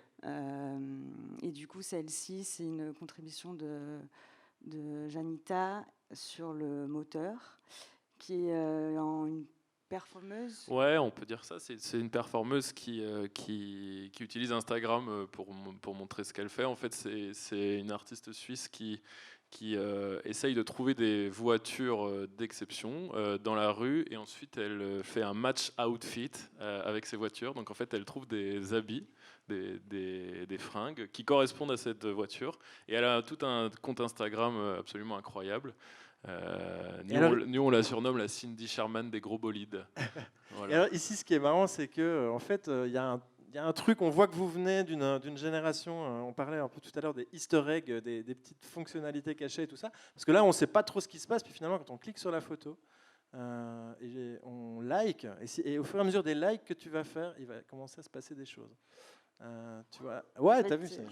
En fait, il faut liker pour découvrir. Il faut liker pour faire découvrir. Et donc la page se remplit. Donc ça, je trouvais c'était, ça m'a vraiment fait marrer parce que du premier abord, c'est bizarre, il n'y a qu'une photo d'un truc qui marche pas. Et puis au fur et à mesure. Et du coup, il faut liker de plus en plus pour pouvoir. Donc au début, c'est 10 likes, après c'est 20, après c'est 30, pour pouvoir accéder à l'autre image. Et donc là, ici, ça like à mort. Avec toute notre ferme de clics wallonne, on s'y engage. Mais donc, je trouvais que c'était un bon exemple parmi de votre travail de justement cette continuité ou ce pont entre le digital, une forme d'approche transmédia. On pourrait aussi toucher un mot de Print It, que vous avez beaucoup défendu, et je trouve qu'il vous a vraiment qui a bien défini cette approche-là, en tout cas dans votre travail. Qui est une sorte de zine où en fait on achète un paquet de papier et le zine on le fait soi-même. Ouais, c'est ça exactement. On a délégué absolument tout le travail, donc c'était plus tranquille comme ça. Non, en fait, Print It, c'était un projet qu'on a sorti en 2019, d'ailleurs à Papier Carbone en exclusivité à Charleroi. C'était vraiment l'aboutissement de notre réflexion à propos de ce lien entre les mondes physiques et les mondes numériques qui vraiment nous intéresse au plus haut point et qui constitue plus ou moins notre ligne éditoriale. Et ce zine à faire soi-même était justement un zine qui parlait de la culture Internet, mais du coup sur du papier. Et puis ce zine, il était surtout conçu en CSS Print, qui est une technique de gestion de l'aspect imprimé d'un site web, et ce qui nous permettait, grâce à cette technique, déjà d'échapper au logiciel propriétaire et d'utiliser une autre manière de faire de la mise en page, mais également de créer du contenu web génératif, voilà, c'est ça, qui inclut plein de notions web, de l'aléatoire, du génératif, de la personnalisation, sur du papier. Donc en fait, c'était une manière pour nous de créer un pont absolu entre ces deux mondes, puisque finalement le zine n'était bouclé, figé qu'une fois qu'on décidait de l'imprimer. Et force est de constater qu'il y a beaucoup de gens qui ont participé à ce projet qui ne l'ont jamais imprimé et qui ont préféré le garder non figé et finalement ouvert de manière assez abstraite. Mais voilà. Et du coup, s'ils l'impriment maintenant, si nous on décide de changer le contenu, mais en fait ils auraient acheté un truc et c'est un peu la surprise de retrouver ce qu'il y a dedans. Donc il est toujours, on peut toujours jouer.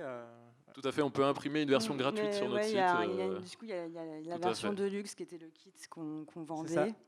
Et il y avait aussi la version free. Et du coup, là, il fallait juste avoir le lien et son propre papier. Et on pouvait l'imprimer depuis partout. Du coup, on a fait à la découverte d'Internet, qui était le premier.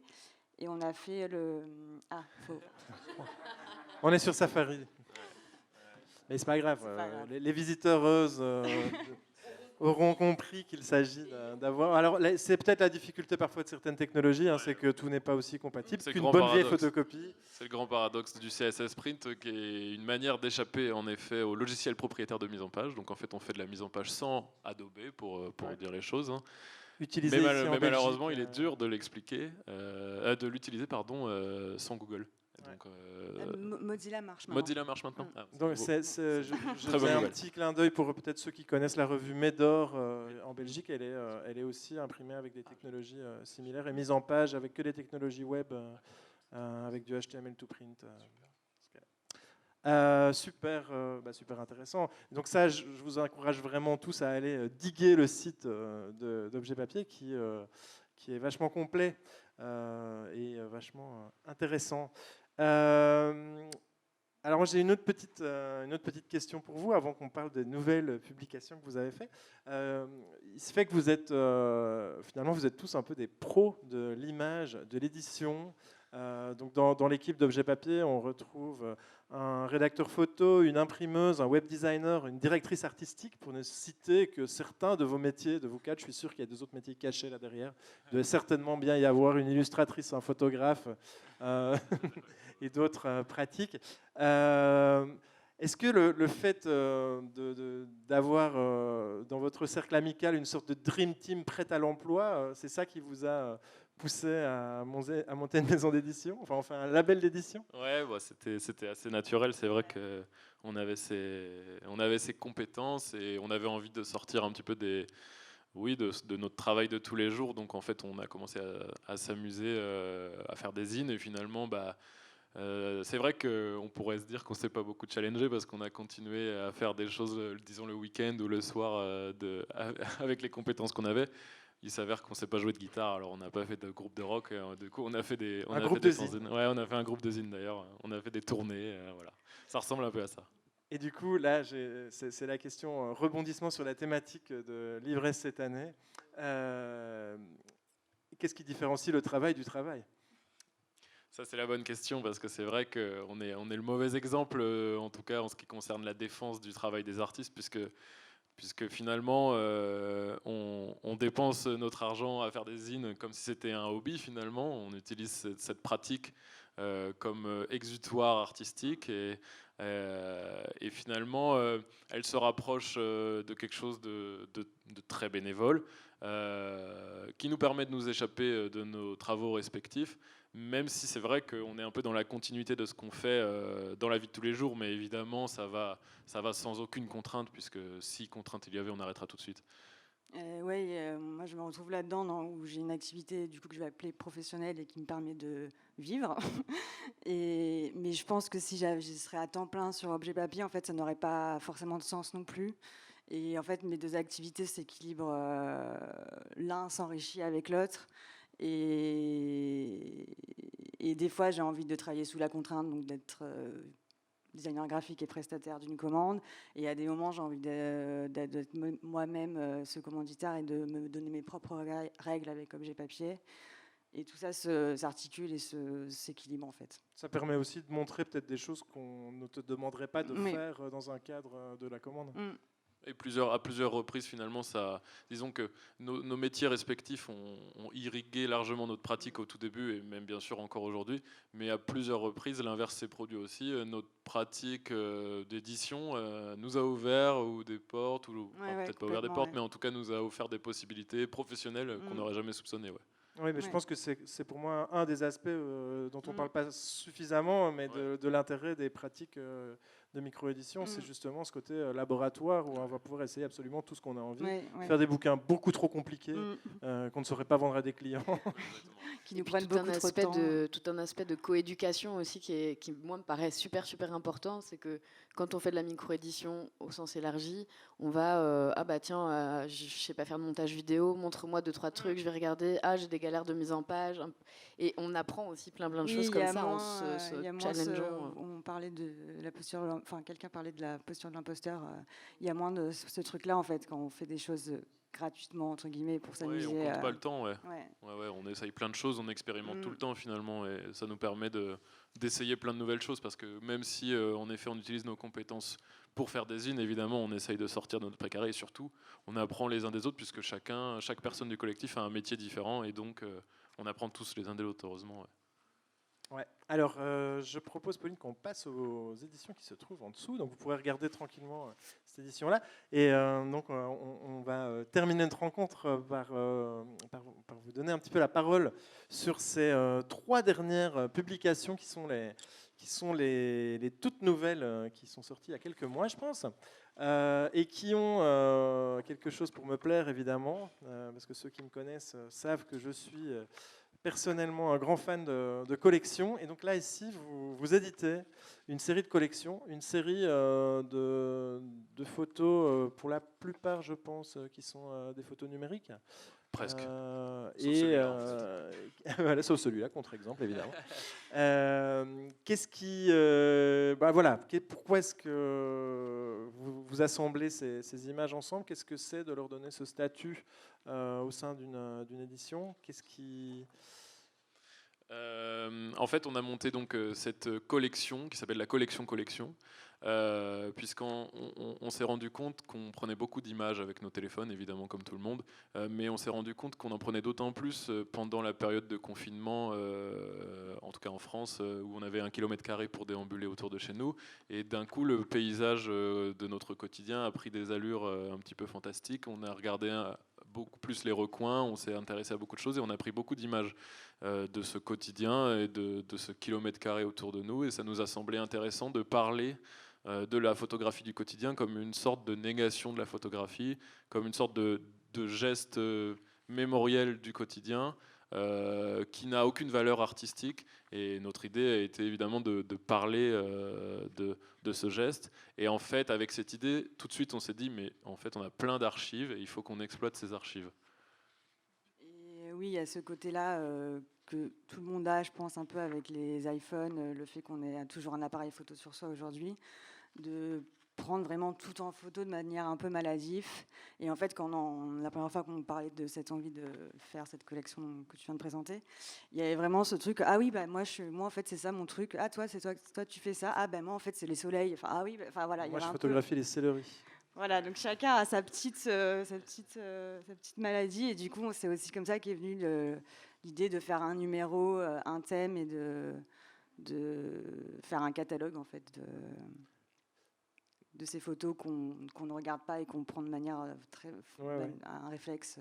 Une façon de valoriser de sortir du flux pour valoriser les images. Ouais, c'est ça. En fait, on s'est rendu compte tout simplement que l'appareil photo était quelque chose de l'ordre de la prothèse, de la main. On prend beaucoup de choses. C'est finalement un bloc-notes visuel. Et toutes ces images qu'on prend, on les met dans des disques durs, mais on les revisualise assez peu souvent. Et donc, on produit de l'archive en masse sans trop l'utiliser. Notre idée, ça a été d'utiliser cette archive, mais surtout de la décontextualiser, c'est-à-dire de de piocher dans ces archives et de les classer, ces archives, par thématique, alors qu'elles n'étaient pas prévues pour ça à l'origine. Donc en fait, en effet, on s'est rendu compte de pas mal d'obsessions, chacune très, très personnelles, et notamment avec cet outil assez fantastique sur certains téléphones, qui est la recherche par thématique. En fait, il suffit d'entrer un mot-clé sur son téléphone, et d'un coup, il nous sort toutes les photos qu'on a fait de chats, de soleil, de nuages, de chaussures, de tout ce qu'on veut. Il y a le numéro de photo, et là, on se rend compte vraiment qu'il y a... Et c'est complètement dingue, ouais. Chacun a découvert une Je vais obsession. essayer avec les céleris. Essayez, vous allez halluciner. Ça nous a permis d'éditorialiser carrément du contenu qu'on n'aurait jamais utilisé. Du coup, autrement. l'étape suivante, c'est la collection IA, où c'est un logiciel qui va prendre les photos lui-même. Prêter votre... Exactement. Ça sort tout seul. Quoi. Ouais, je pense qu'avec l'observation de tous nos gestes photographiques, il serait capable de faire à peu près les mêmes fanzines que nous sans qu'on s'en rende compte. Ouais. Ouais. Ce qui vous permettrait d'aller boire des bières au bar pendant que votre Très bonne ordinateur idée. fait... C'est le but, c'est l'objectif. C'est le but final. C'est le but final. Pour finir, est-ce que vous avez des projets sur le feu ? Du coup, il y a 3 nouveaux collections qui vont sortir dans une semaine. Tout à fait. Et 3 autres à la période de Noël. Et avant ça, entre deux, on a un premier zine, Juliette, en tant qu'autrice seule sur un numéro. Et voilà, donc pas mal pour la fin. Ouais, on invite pas mal de gens. Ça nous a donné le goût, performance, d'inviter tous nos amis autour d'un projet commun. Finalement, après le Covid, on est content de se retrouver tous, de faire des projets ensemble. Et donc, c'est vrai qu'on a invité pas mal de gens à participer à la collection. Donc, plein de nouvelles choses. Et en effet, comme dit Morgane, Juliette a préparé un zine qui est lui-même également un zine collaboratif, puisqu'il y a 6 ou 7 personnes qui contribuent à ce fanzine féministe, plutôt engagé, très poétique, très beau, qu'on vous invite à découvrir bientôt. Super. En tout cas, on vous remercie, on vous souhaite le meilleur pour la suite. Et on vous Merci dit pour à bientôt. l'invitation. Merci. Ciao.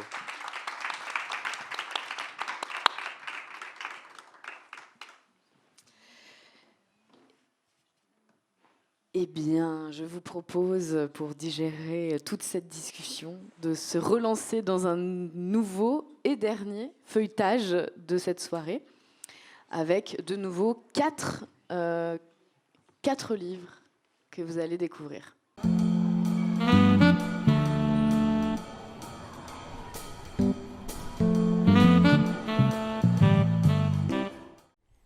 Que dire de ce livre qui est, je pense, un peu au premier abord, peut paraître pour une blague, mais en fait est très sérieux et peut aussi être un peu incompris, dans le sens où, en fait, l'intitulé et l'enjeu un peu du livre, c'est de montrer des images qui ont été faites avec un outil technologique plutôt pauvre, à savoir un téléphone qui n'est pas un smartphone, mais en même temps pas non plus un téléphone sans fonctionnalité, parce qu'en fait il a un appareil photo. Et cet appareil photo, en fait, c'est un outil très puissant, dans le sens où il a pu créer des images qui sont en basse qualité. En fait, c'est ça qui nous a poussé en fait à créer un livre, et surtout à prendre en considération une image de basse qualité, qu'est-ce qu'elle peut véhiculer, comment on peut la mettre en valeur, et en fait surtout qu'elle soit prise un peu au sérieux, bien que dans certaines images en fait il peut y avoir des choses plus ou moins dramatiques, ou des choses qui peuvent faire sourire, des choses qui peuvent être un peu incomprises parfois. Et donc ouais, c'est un peu une compilation du chaos d'images de basse qualité, 4 ans de photos, et de 2 personnes différentes, dans plusieurs endroits différents, plusieurs pays différents, plusieurs moments de la journée différents aussi. Donc ce livre, qui est une compilation d'images, où il y a eu énormément de tri en amont et une réflexion sur un séquençage de scènes de vie. Pardon. Et donc c'est 250 KO, par Lena Hager et Luc. Et c'était édité en 2022 par Acedis 58.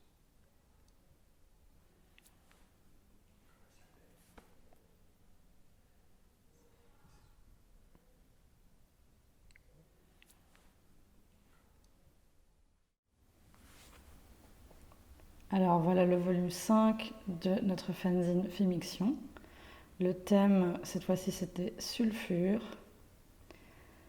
On va y retrouver plein de chouettes artistes, notamment Fanny Touchemoulin, Marie Bourrins, Marine Forestier et Bianca Dalosso, Elsa Clé, Marie Vada, Zaineb Hamdi, Daria Gatti, Morgane Griffoul, Laureline Maillot, Karine Simo-Pires, Églantine Bironneau, Morgane Sommeville et Lauriane Panel qui est au design.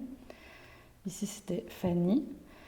Là on a l'histoire, les planches de Marie Bourrins. On a un texte de Marine Forestier qui a travaillé avec Bianca. Les planches de Elsa Clé qu'on accueille pour la première fois dans Filmiction. Marie Vada a fait cette illustration et Zaineb a écrit un texte. Des planches de Daria qui travaille avec nous pour la seconde fois. On a Morgane Griffoul qui a fait cette merveilleuse double page.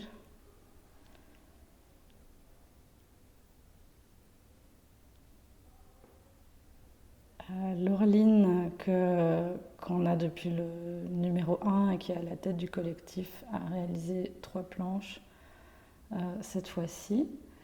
Et ici, on a un texte de Karine Simao-Pires, qui est aussi une habituée de Filmiction. Habituée aussi Églantine Bironneau à gauche et Morgane Sommeville, qui est également là depuis le début, depuis le numéro 1. Marine Bourrins, dont on a vu les pages il y a quelques instants, était aussi là depuis le début.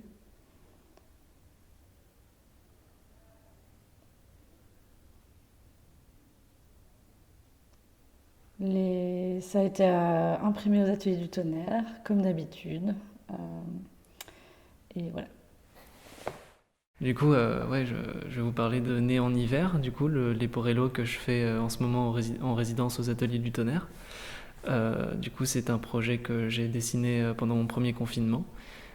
C'est du coup une fresque médiévale d'environ 11 à 12 mètres de long, composée de 28 A3 que j'ai ancré et colorisé ensuite sur Photoshop.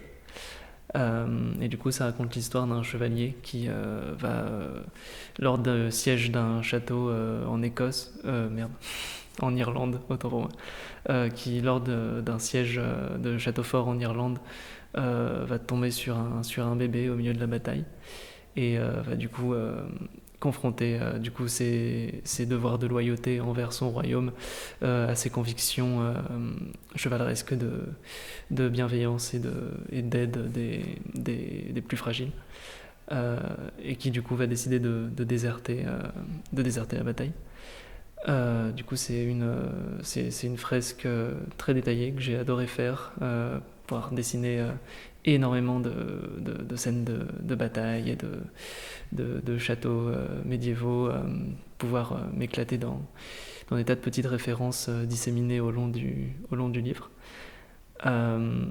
C'était un projet que j'ai colorisé entièrement au lasso polygonal sur Photoshop. C'était très technique, mais je crois que ça se voit pas trop une fois qu'il est réalisé. Bonsoir à toutes et à tous, bienvenue à la 22e édition du Beaux-Arts pour une folle soirée sur le rythme de la musique, mais aussi du combat. Alors je vous prierai de faire du bruit pour nos 2 finalistes de ce soir.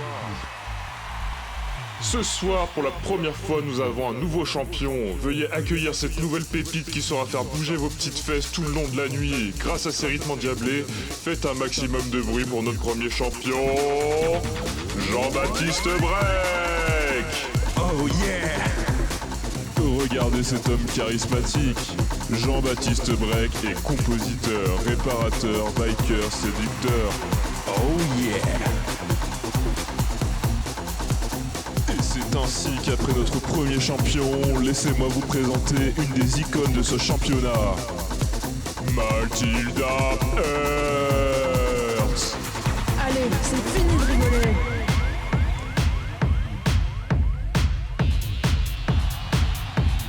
Ça devient électrique pour ce soir.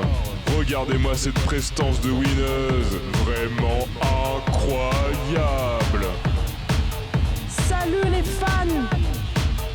Ici, Mathilda a décidé de ramener une bonne machine vintage, le fameux woofer Subber. Et boum! On voit que cette soirée va envoyer en décibels. On peut voir que Mathilda n'est pas venue toute seule. Regardez-moi ce matos de ouf. Ces sonorités sont si électriques. Cette finale risque d'être grandiose, chers téléspectateurs. La tension est plus qu'électrique.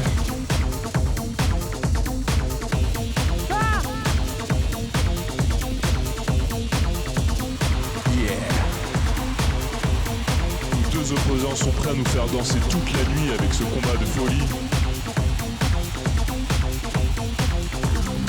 Que la musique commence!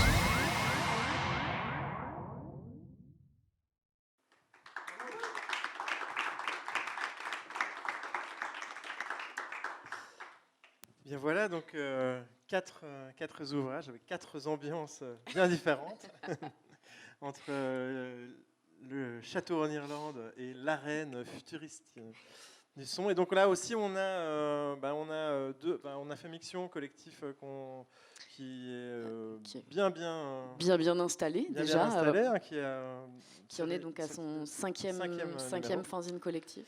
Et puis ACD 58 qui nous proposait justement ce livre tout en raccord avec ce qu'on venait de voir.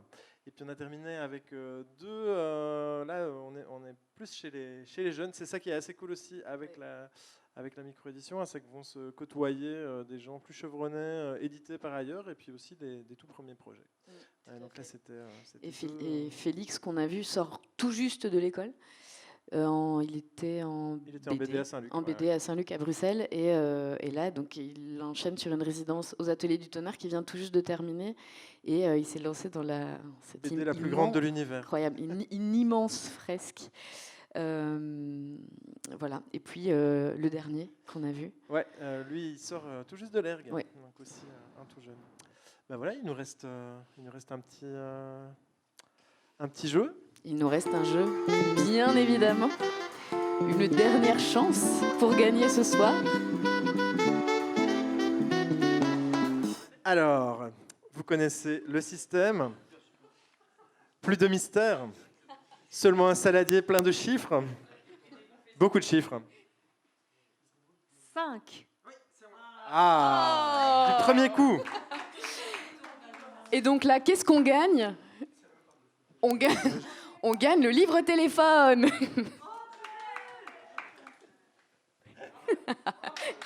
Bravo. Félicitations. 250 KO disponibles aux éditions ACD 58. Il nous reste encore Fémiction, une revue Sulfure, donc cinquième fanzine du collectif Fémiction. Numéro 45. Numéro 14. Bravo. Incroyable. Et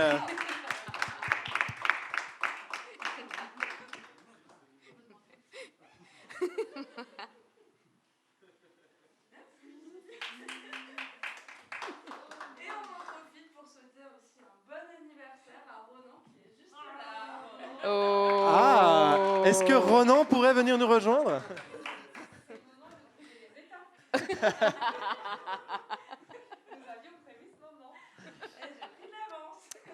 Eh bien voilà, on profite donc de cette annonce secrète pour remettre à Ronan son petit cadeau d'anniversaire du moment. 30 000 confettis.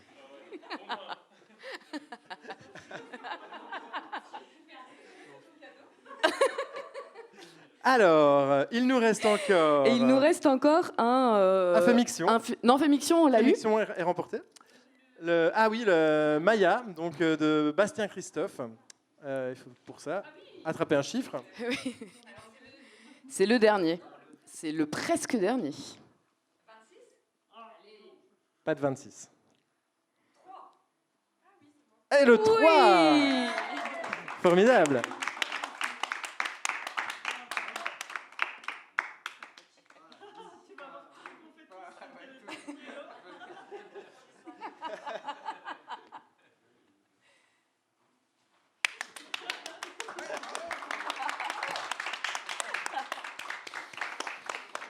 Alors, il nous reste... Un dernier cadeau. Un dernier cadeau. Surprise. Surprise. Qu'il vous est offert par votre papeterie préférée. Corinne vend des trucs. .fun.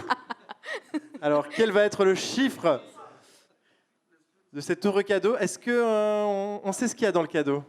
On ne sait pas ce qu'il y a dans le cadeau. Alors. 28. 41. 47.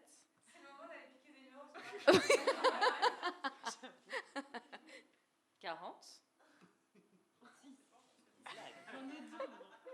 12. 24. 24. 7.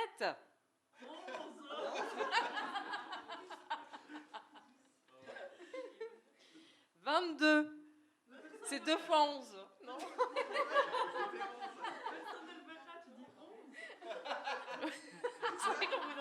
48.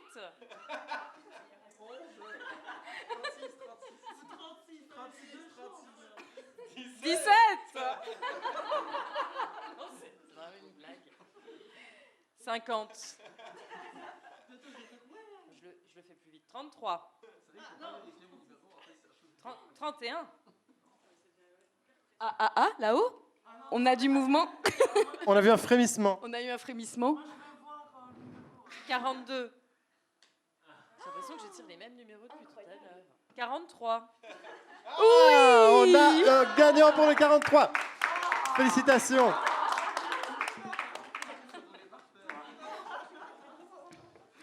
Et le cadeau mystère.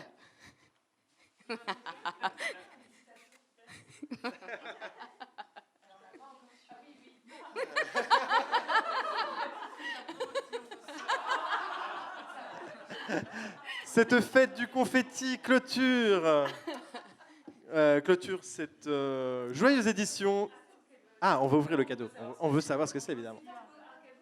C'est un cadeau tout en à propos. Il s'agit d'une pince à fabriquer des confettis.